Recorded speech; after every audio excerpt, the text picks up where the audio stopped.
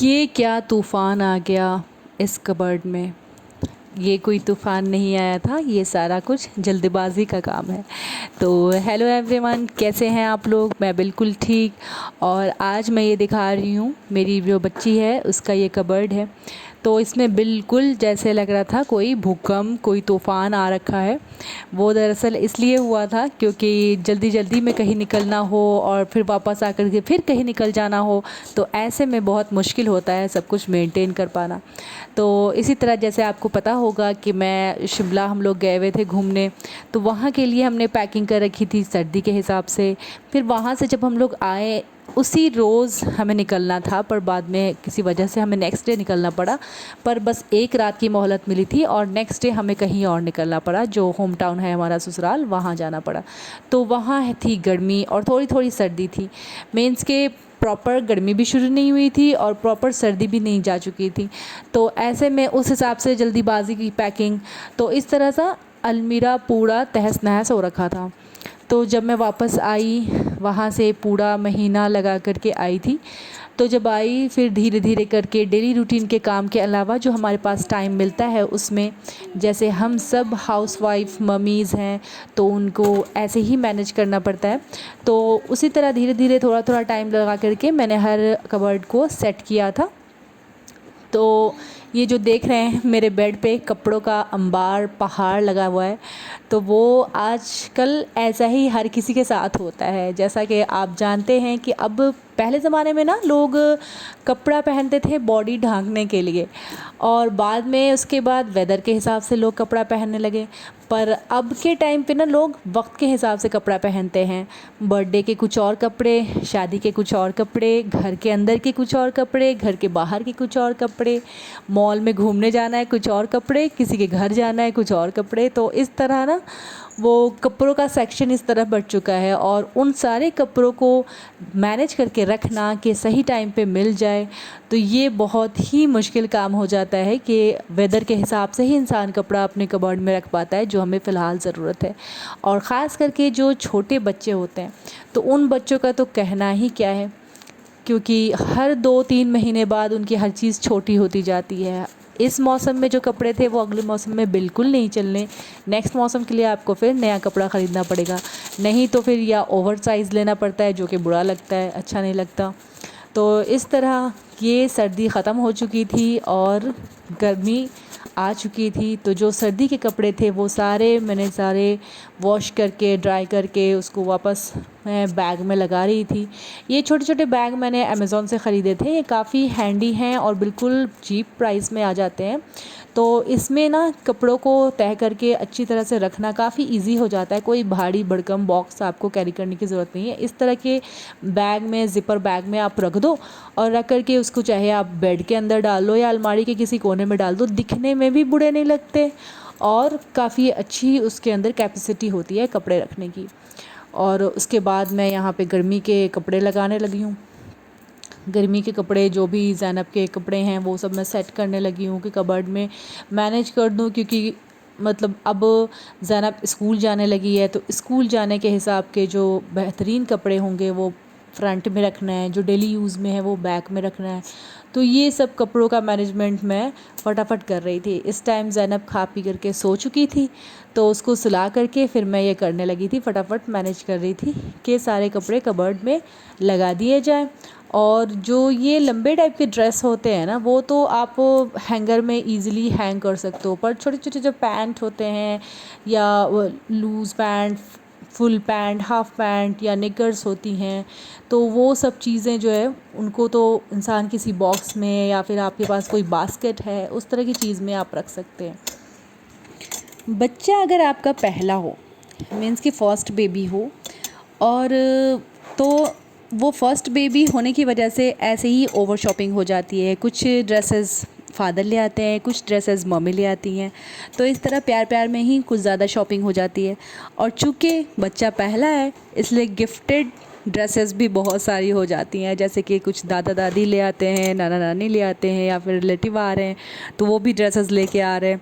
तो इस तरह इतनी सारी ड्रेसेस हो जाती है ना कि मैनेज करना भी मुश्किल होता है कि क्या करूँ।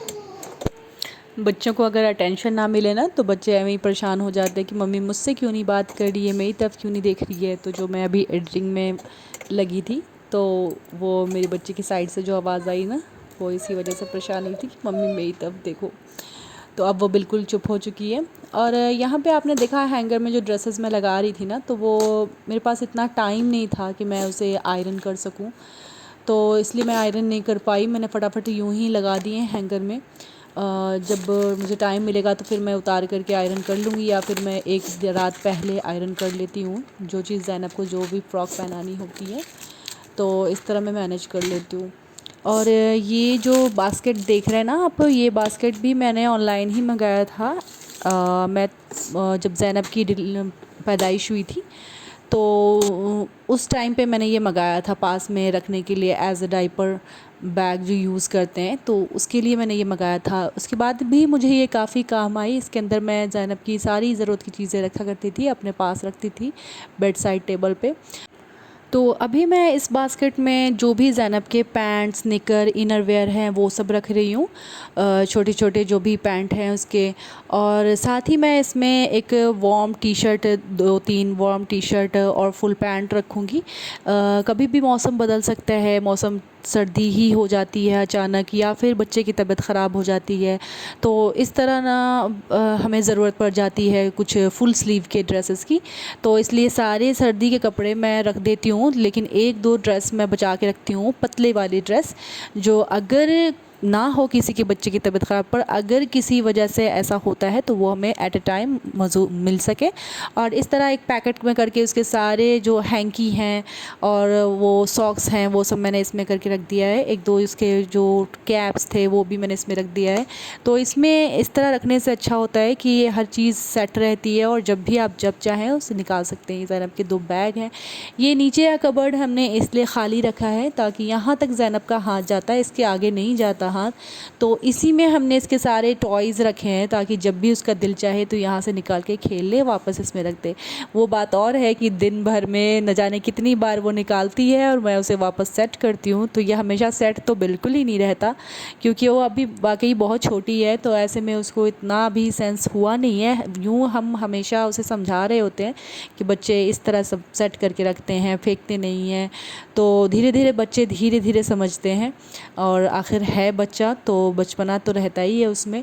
तो वो बार बार टॉयज़ अंदर बाहर होते रहते हैं, तो पूरे घर में कहीं ना कहीं टॉयज़ मिलते ही हैं। कुछ तो डेकोर किए हुए हैं और कुछ हैं जो इधर उधर सोफ़े पे, कभी बेड पे ऐसे घूमते रहते हैं, और ये हैं जो मैं इसके अंदर ही इसे रखती हूँ। तो जब भी वो आती है कबर्ड खोलती है और इसमें से जो दिल चाहे उठाती है, खेलती है, फिर जहाँ मर्ज़ी चाहे रख के चली जाती है। फिर जब मैं आती हूँ तो बार बार सेट करती रहती हूँ। तो ये टॉयज़ का कबर्ड मैंने इसीलिए यहाँ पे रखा था ताकि ये इसके हाथ तक रहे, जिससे ये खेल भी सके और ज़्यादा इधर उधर सेट करने की ज़रूरत ना पड़े, उठा करके डायरेक्ट कबर्ड में डाल दो। ये नीचे का जो दराज बना हुआ है ना, इसमें मैंने ज़ैनब के सारे शूज़ रख दिए थे सेट करके। पर मैडम को शूज़ का इतना शौक़ है ना कि हर कुछ घंटों के बाद वो आकर के चेंज करती हैं यहाँ से। तो जो भी मेरी सेटिंग होती है ना वो सब बिल्कुल ख़राब हो जाती है। तो यहाँ पर मैं सारे उसके शूज़ फिर से सेट कर देती हूँ।